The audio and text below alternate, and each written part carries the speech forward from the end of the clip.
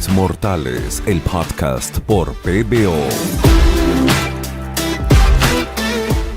Mi nombre es Quique Montenegro, este es Simples Mortales, el podcast de historias donde vamos a compartir más de una aventura, sueños y también situaciones paranormales.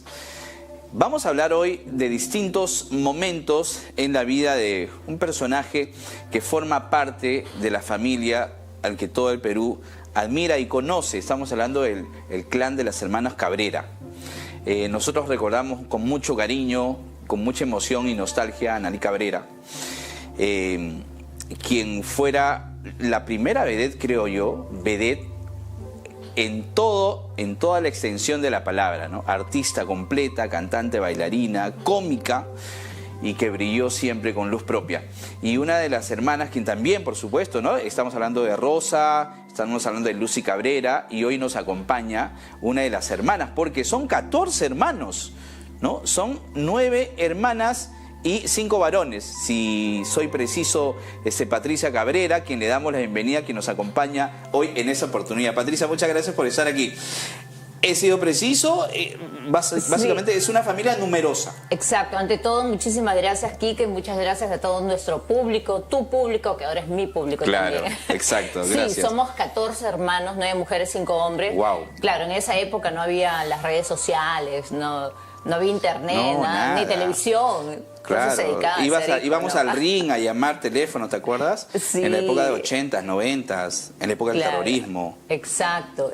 Entonces mi familia, somos una familia muy numerosa. Artistas. De artistas y deportistas, porque mi madre era deportista profesional, entonces hemos crecido en esa disciplina del arte y el deporte. A las 5 de la mañana mi mamá nos levantaba sábado, domingo, feriado, vacaciones, no había para nosotros. A las 5 de la mañana teníamos que levantarnos a hacer ejercicios, a correr a la playa. Soy barranquina, Barranquina Surcana.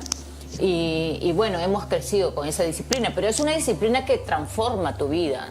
Tu mamá era muy disciplinada, era una de las mamás directoras de colegio que se levantaban, llévate ese caracho, acá nadie, a lavar los platos, ay, a lavar su día. Imagínate que mi mamá ponía una lista en la cocina, lunes tienes que lavar los platos, quién lavaba los platos, quién cocinaba, quién planchaba, todos teníamos una lista que hacer todos los días. Rol de funciones por día.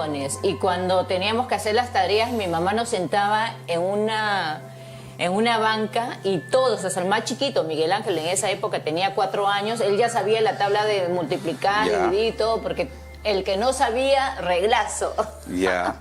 Pero, mamá, ¿qué es lo más complicado que ha sido para ti, que recuerdes ya en el entorno familiar, en una época bastante dura para nosotros, ¿no? En la historia de nuestro país, hablemos de los 80s o principios de los 90s, en la dura época del terrorismo. ¿Qué es lo más complicado que te ha tocado vivir en una familia numerosa, que ya en sí era complicado en esa época? De desabastecimiento, en el primer gobierno de Alan, en la época del terrorismo y tantas situaciones políticas y sociales que hemos ido, hemos ido subsistiendo en el tiempo. ¿Qué recuerdas de esa época familiar? Exacto, claro, ha sido una época muy difícil para todos. Ahora imagínate, nosotros éramos 14 hermanos, todos éramos chicos. Wow. Y mi papá era profesor de arte y literatura. Él dejó su profesión para dedicarse al arte, a la pintura. Pintura plástica. Entonces él sí tenía, por ejemplo, su trabajo con las embajadas. Él vendía sus cuadros en las embajadas, entonces no le iba tan mal, pero como éramos 14 hermanos, entonces teníamos mi mamá, yo me acuerdo que mi mamá era la que siempre compartía todo, de un pollo a la brasa teníamos que comer los 14, las papas tenía que contarlas, las contaba, cada uno tenía que recibir lo mismo, la misma cantidad. Pero ¿cómo puedes repartir un pollo a la brasa? Imagínate. Si es complicado para 5, para 14? 14, sí, para 14 hijos, y todo tenía que ser igual, mi mamá bien socialista. Sí, todo tenía que ser por octavos, entonces. Y todo, sí, las medidas, todo. Entonces sí, ha sido una época bastante dura que hemos, pero siempre hemos crecido en un hogar muy unido. Muy unido. Sí. muy compacto, muy unido, muy, digamos, con ese concepto de la unión, del salir adelante juntos, de compartir, de distribuir lo que uno ganaba seguramente, ¿no? De distribuir funciones, ya Pati o Ananí ya pagan el agua, la otra hermana tal, se encargan de pagar la luz, ¿no? Sí, en esa época. de cuidar a nuestros hermanitos. Yo tenía como 9, 10 años y cuidaba de los menores. A los 8 años empecé a cocinar, porque todos teníamos que cocinar, teníamos que hacer las tareas de mi casa, porque mi mamá paraba todos los años embarazada, ¿no? Pero sí, hemos crecido en esa disciplina y unión y con valores, sobre todo. Me imagino que cada vez cuando se te viene a la mente hablar o te han preguntado de tu hermana, inevitablemente una figura tan querida, tan recordada como lo mencioné hace un momento, ¿qué es lo primero que se te viene a la mente, lo primero que recuerdas de alguna escena en particular de tu hermana? Analí ha sido, en realidad, más que una hermana, ha sido un pilar en el hogar, un ejemplo para seguir. Y ella ha sido siempre la persona que ha estado motivando a la unión. Y bueno, muy disciplinada. Ella nos ha dejado un legado de disciplina, de los 14 hermanos, era, digamos, la más disciplinada. Porque ella empezó desde muy chica, por eso nosotros también, cuando yo tengo 10 años, Analí nos lleva, nos matricula en el Club de Teatro de Lima y ahí empieza nuestra formación artística, ¿no? Desde los 9, 10 años. Y eso es lo que hemos aprendido de ella, mucha disciplina, entrega, perseverancia, enfocarse en la meta. Ya. Y cuando ya tu hermana pasó a ser un personaje público, creo yo, no hay duda, ¿no? En la mejor época de la televisión, peruana, donde los focos estaban, pues, ¿no? Siguiéndola todo el tiempo, donde era una figura famosísima, ¿no? Analí Cabrera, pues, era uno de los personajes más emblemáticos de Risas y Salsa, ¿no? La popular Chelita. ¿Y cómo vivieron ustedes esa época? Porque ella, de alguna manera, dentro de una situación complicada, fue el pilar de la familia, fue quienes, digamos, llevó a una mejor situación, digamos, hasta económica a la propia familia. ¿Fue así tal cual? Por cierta parte, claro, sí, porque ella, si bien es cierto, empezó desde muy joven. Alcanzó la fama y le costó muchísimo a ella, porque en esa época estaban de moda las argentinas, las blancas, rubias, pampanantes, mujerones. Y mi hermana Nelly era flaquita, morochita. No era el prototipo, digamos, de la vedette de la época. Exacto. Esa la Amparo Bambrila, ¿no? Claro, entonces, voluptuosas. Y ella tenía así como una inocencia siempre, era una niña mujer, pero era una mujer muy talentosa y disciplinada. Entonces ahí es donde le ha costado muchísimo llegar al lugar donde ella llegó. Y ahí ha seguido siempre renovándose. Y ese yo creo que fue el éxito, que no se quedó en una sola faceta, sino que ella ha ido renovando y creciendo, renovando. Y manteniéndose tanto tiempo, ¿no? Sí, porque después se dedicó a lo que son los aeróbicos, tenía su programa de nutrición, de aeróbicos. Tú me cuentas que tienes una conexión especial con tu hermana. ¿Desde dónde crees tú o te convenciste que tienes esa conexión permanente con tu hermana? Tú te consideras una persona también hasta cierto punto sensitiva. ¿Cómo nació esa conexión? ¿Desde qué circunstancia? Sí, mira, la verdad, yo no hablo mucho de eso porque la gente no entiende. Tenemos una mente ilimitada, pero nuestros pensamientos limitan por el concepto. Muy cerrado. Por el concepto que tenemos, el sistema nos limita a creer en ciertas actividades que tenemos. Y bueno, yo desde muy chica he sido muy sensitiva, he visto... En realidad yo no creo en fantasmas, nunca he creído en fantasmas. Siempre has sido escéptica en eso. Sí, pero yo creo en las experiencias que tengo. Entonces, desde muy chica he tenido visiones, sueños. Cuando yo tenía 10 años, una vez me levanté de la cama y empecé a escribir. Escribí un libro así de grueso, que yo lo llamo el libro profético, porque cuando cumplí 18 años me pasó exactamente todo al detalle de lo que decía el libro. personas, lugares, acontecimientos. ¿Qué edad tenías, perdón? Como 10, 11 años. 10, 11 años. Así de la nada despertaste, empezaste a escribir. Sí, pero situaciones. ya desde chica, o sea, yo era una niña muy hermética, no hablaba mucho no me comunicaba mucho con otros niños, porque yo era como lo que dicen un alma vieja. Ya. Que soy una niña, pero Parece tengo edad. mi pensamiento más maduro que las niñas. Me aburrían las niñas de mi edad. Como hoy las llaman, chiquiviejas. La Eras una chiquivieja, chiquivieja. sí. Entonces era muy apartada y paraba meditando yo. Ya, a los 10 años meditando. No, Ya, yo tenía como 7, 8 años. ya, niñita. Y me iba a mi casa en Barranco, era una casa de 2 pisos, entonces yo me iba a la lavandería y yo meditaba, yo hablaba con el Todopoderoso, con el Creador. No me digas que hablaba, pero yo sé que Ya, tú hablaba. hablas. Pero me gustaba la música clásica, ese era mi tipo de música desde muy chiquita. Entonces yo creo que las personas nacemos con ciertas habilidades, ciertas facultades, ¿no? facultades. Exacto, le claro. llaman facultades y en la capacidad que uno tiene también para captar la energía. No Exacto. pocos la tienen, seguramente todos, pero pocos la pueden descubrir o saber descubrir. ¿Cuál Sí. es la primera conexión? Primero, quiero preguntarte para que la gente entienda, el momento que tú te enteras de la enfermedad de tu hermana, del diagnóstico de cáncer que a todo el país impactó. Exacto. ¿Cómo fue ese momento? Para la familia, para ti. Sí, en realidad, El claro, proceso. ha sido un proceso bastante fuerte y que lo hemos vivido. Analí vivió conmigo un año, vivió en mi casa Sí. y yo he pasado ciertas Situaciones complicadas. Sí, bastante. Pero si bien es cierto, antes que mi hermana parta, yo tuve un sueño y le conté a mi hermana. Bueno, ¿Cuánto tiempo antes? fue un año antes que ella parta y tuve un sueño, exactamente un año. Y cuando ella iba a partir, yo tuve que viajar para Aruba. Yo estaba viviendo en Aruba. Yo me quedé especialmente por mi hermana, ¿no? Un año, y de ahí tuve que regresar.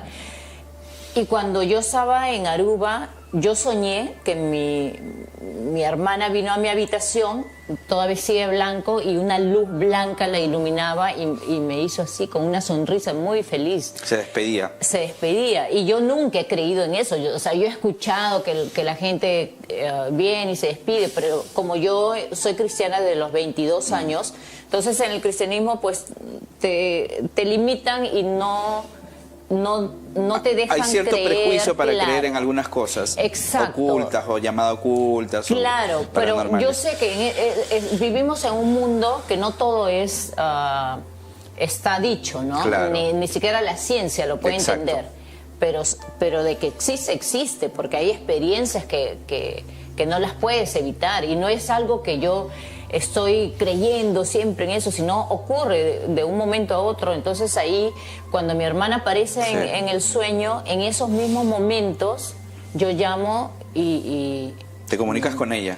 no llamo a mi familia. Sí. Y no tengo ningún contacto. Entonces, por las redes es que yo me entero que mi hermana falleció, porque yo veo y me dan el Wow. pésame y todo. Sí, fue muy Fuerte. duro. Y bueno, y experiencias así he tenido. ¿Recuerdas y- los últimos momentos con Analí, con tu hermana? ¿Cuáles son los últimos momentos que más recuerdas antes de que parta?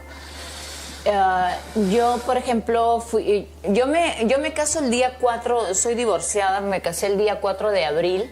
Ya. Y el día 5 de abril yo ya estaba en Perú para ir a ver a mi hermana, porque yo sentí su agonía. O sea, durante 14 días yo sentía profundo que yo estaba muriendo. O sea, esa agonía que mi hermana... Y la agonía más grande fue que esa persona con la cual vivía mi hermana, que no quiero ni nombrarlo, no dejaba que nos comuniquemos con ella. No dejaba que mi mamá se comunique, ni la familia. Entonces, y eso creaba más angustia. Entonces ahí yo decido ir al día siguiente de mi matrimonio. Yo voy a donde mi hermana, y ese tipo no dejaba entrar. Yo he empujado la puerta, así a la fuerza, he entrado a ver a mi hermana, y ella estaba pues... en realidad mi hermana no ha fallecido de cáncer. ¿Te refieres a Javier Arboleda? Ese tipo, sí. Mi hermana no ha fallecido de cáncer, mi hermana ha fallecido, el diagnóstico de la necropsia fue deshidratación y desnutrición severa. Ese fue el diagnóstico. O sea, ¿estás diciendo, Patricia, que a tu hermana la indujeron a su muerte? Sí. Ese tipo no le daba de comer ni le daba agua. Mi hermana parecía como los chicos del África. Así estaba mi hermana. Es muy fuerte lo que dices. Es muy fuerte, sí. Sí. ¿Tú la encontraste así? Sí, sí. Yo recuerdo que ella vivía prácticamente en un gimnasio en San Miguel. En San Miguel, sí. Ella tuvo que vender todo, vendió su auto, vendió el gimnasio, vendió el apartamento, vendió todo para este bendito cáncer, que es una mafia, la mafia farmacéutica está impidiendo, porque no me vas a decir a mí que con tanta tecnología y no tienen el cura para el cáncer. O sea, es toda una mafia farmacéutica que impiden, que hacen negocio con este tipo de enfermedad. ¿Tú estás tácitamente responsabilizando de la muerte de tu hermana a su ex esposo o pareja, Javier No Arboleda? fue su esposo, nunca se casaron. O bueno, su conviviente. Una persona diabólica, porque yo puedo decir, una persona diabólica que la filmaba para vender ese video, para vender, o sea, quería hacer de la desgracia de mi hermana, de la miseria que estaba pasando, quería hacer negocio. Sacar un beneficio. Sacar un beneficio, sí. ¿Así era? Así, sí. Y mi mamá tuvo cáncer en el 2006 y mi mamá la operaron y nunca tuvo ni quimioterapia ni radioterapia porque siempre estaba en control, ¿no? La teníamos muy bien controlada y todo. Entonces, cuando mi hermana le da el cáncer y ese tipo no deja ver a mi mamá, que mi mamá vea a su hija, y mi mamá era muy pegada con mi hermana porque mi hermana la consentía ¿Así de perverso mucho. era? Sí.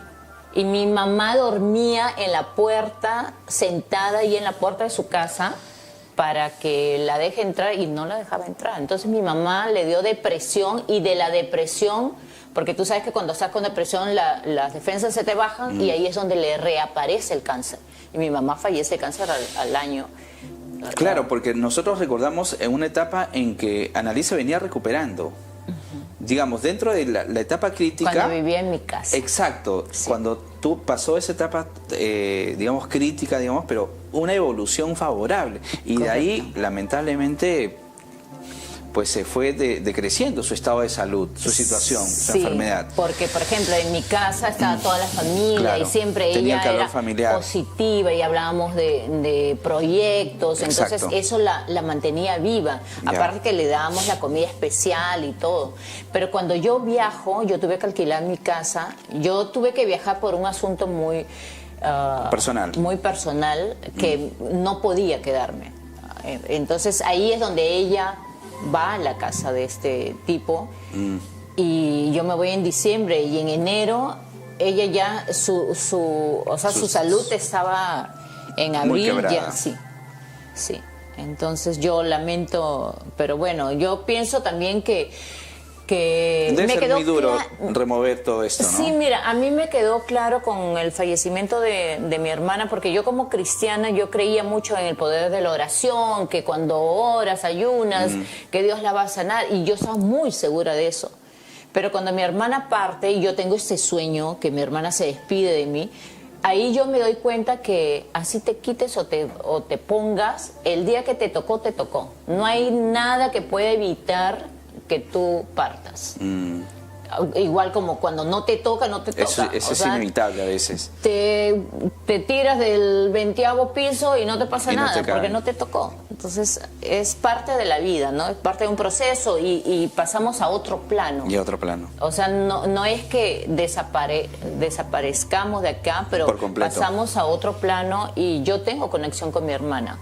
O sea, con mi hermana, con mis padres, hay Sientes la momentos. energía de tu hermana siempre contigo. Y la veo, podemos conversar. Entonces es algo que, claro, algunos van a decir, no, que te has fumado. Claro, muchos incrédulos, ¿no? Muchos incrédulos. incrédulos. ¿Y qué es lo último que te dice tu hermana Annalise, por ejemplo, en una de las charlas cercanas de hermana a hermana que tienen, íntimas? ¿Cómo que sueles conversar con tu hermana? No aparece siempre porque... ¿Aparece en un sueño, en un pensamiento? Claro, porque son, o sea, son momentos de un abrir y cerrar de ojos. Entonces que sientes que está aquí a tu lado y que puedes tener una conversación normal, como yo estoy conversando contigo. Como que puedes estar en este ambiente. Como en este ambiente, sí. Yo siento la energía de mi hermana, sí. Sí, sí. Analí, una gran artista, ¿no? Que hemos perdido. Analí Cabrera era completísima, ¿no?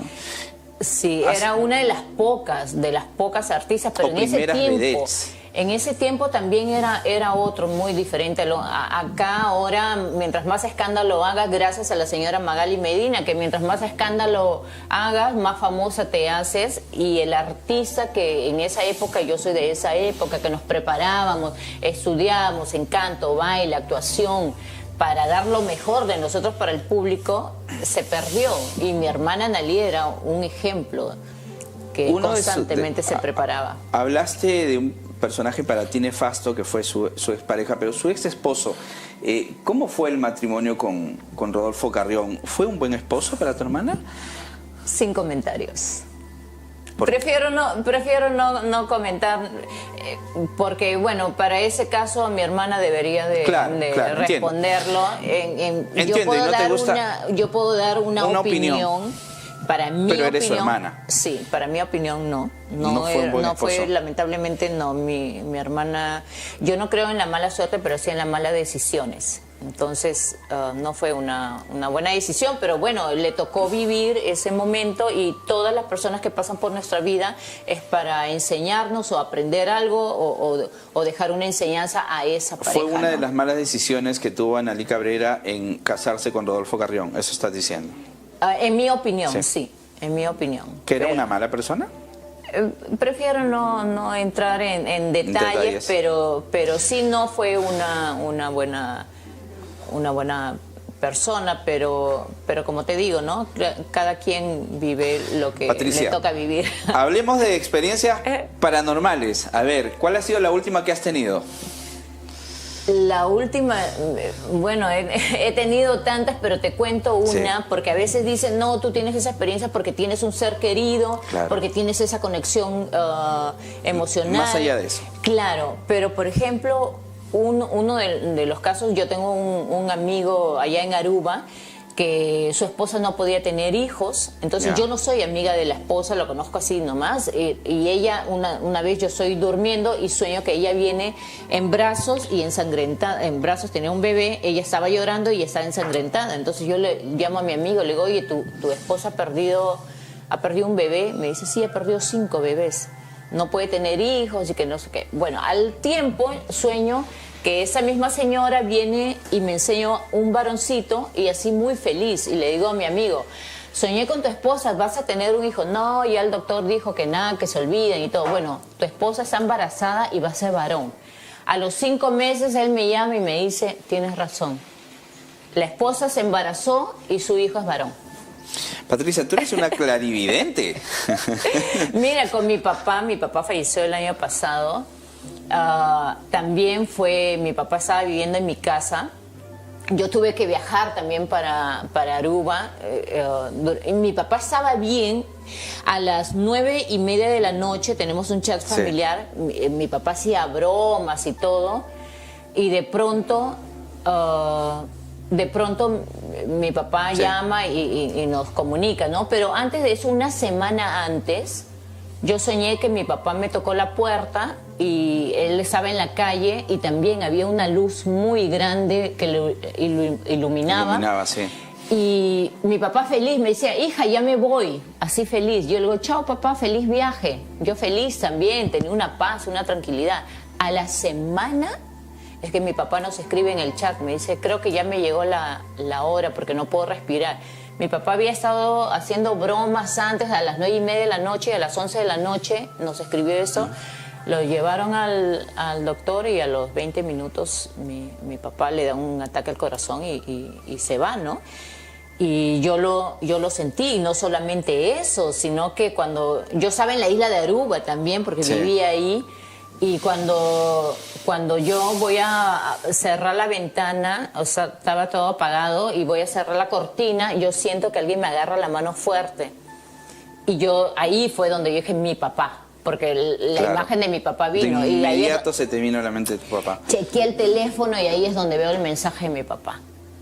Me haces acordar a lo que nos confesó Agatha Liz, la famosísima Agatha Liz, que ella le pidieron porque su papá estaba mal de salud y su familia le dijo que por favor vea qué va a pasar con su papá. Y ella, con todo el dolor de su corazón, digamos, vaticinó la muerte de su padre, que solamente le faltaban meses. Sí. Y lamentablemente así fue. ¿Tú a veces tienes miedo de tus predicciones o, digamos, cosas que se te pasan por la mente o predicciones? Al principio, por ejemplo, como te digo, o sea, como yo era cristiana, Claro. soy cristiana, pero ya veo las cosas de otra manera, ya. Porque yo he tenido también una experiencia con Dios, no porque fui a la iglesia, sino porque yo... Por una situación especial. Tampoco. ¿Ya? Tampoco. Entonces... Cuando a mí me invitan, por ejemplo, tú me invitas, sí, hay una reunión, una congregación reunión y todo, entonces yo voy porque tú me invitaste, claro, pero no porque yo... No porque te nazca. No porque yo esté convencida ya, que necesito o me hace nada. Entonces cuando yo voy y no sabe esa persona que me invitó y el chico me dice, ¿qué? O sea, ¿tú has venido por él nomás? Yo digo, no, yo he venido porque me da la gana. Claro. Y yo soy en Aruba, ¿no? Ya. Y me dice, entonces quédate, pues ya, yo me quedo. Y cuando yo me quedo, yo estaba mirando el reloj y decía, ¿a qué hora se va a terminar todo eso? Ya me quiero ir y todo. Estaba en esa actitud. Estaba en una actitud de no creer, escéptica. Y cuando yo solamente cierro los ojos, experimento que alguien viene y me abraza fuertemente.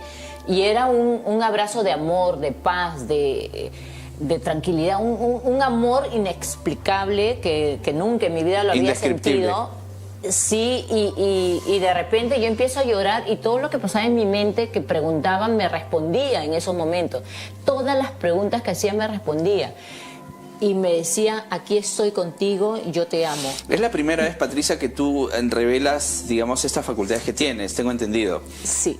Antes de irnos, qué pena que se acabó el tiempo, ¿tienes alguna, no sé, premonición que decirnos? No sé qué va a pasar, qué nos va a pasar de aquí. No, Dios mira, no quiera nada malo, pero si tuvieras algo que decir para finalizar. Lo que yo quiero decir es que estas habilidades que tenemos, o sea, no vienen de mí, sino yo soy un canal en el cual el universo quiere transmitir un mensaje para ti. Un puente. Soy un puente nada más. No es que algo yo veo en ti y te lo digo. Si hay un mensaje que tengo que darte, lo hago. Pero sí yo quiero decir que eso es una realidad que no podemos entenderla porque no todo está escrito, pero que existe. Y que si tú tienes esas habilidades, pues simplemente cree en ti, busca la misión en tu vida, ponla en práctica y sobre todo vive en gratitud y haciendo el bien siempre. Y tengo un propósito. Y no hay, y yo tengo algo que sostengo, Patricia, y con esto terminamos. No hay mejor religión que ser buena persona.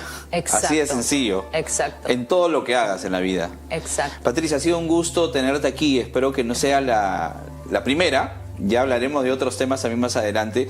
Y bueno, a la gente que quiera seguirte, tu TikTok, tus redes sociales, también para las actividades que estás realizando, por favor. ¿Dónde te seguimos? En mi TikTok soy como Pati Cabrera, también Instagram. Yo uso más mi TikTok, exacto, así que síganme ahí. Eres más tiktokera. Sí, sí, así que síganme ahí. Y bueno, muchísimas gracias por esa oportunidad. Ha sido muy interesante conversar contigo, Patricia, en serio. Gracias. Y habrá otra oportunidad. Gracias por estar aquí en Simples Mortales. Has demostrado que eres una simple mortal. Exactamente. Tal cual, auténtica. Auténtica. Muchas Original. gracias. Gracias. Patricia Cabrera estuvo con nosotros. ¿Qué tales historias que hemos conocido, las de hoy, realmente reveladoras? Nos vemos en nuestro próximo capítulo con otro, como siempre digo, gran personaje y con otra muy buena historia. Compártanos, síganos y gracias por estar con nosotros siempre. Chao.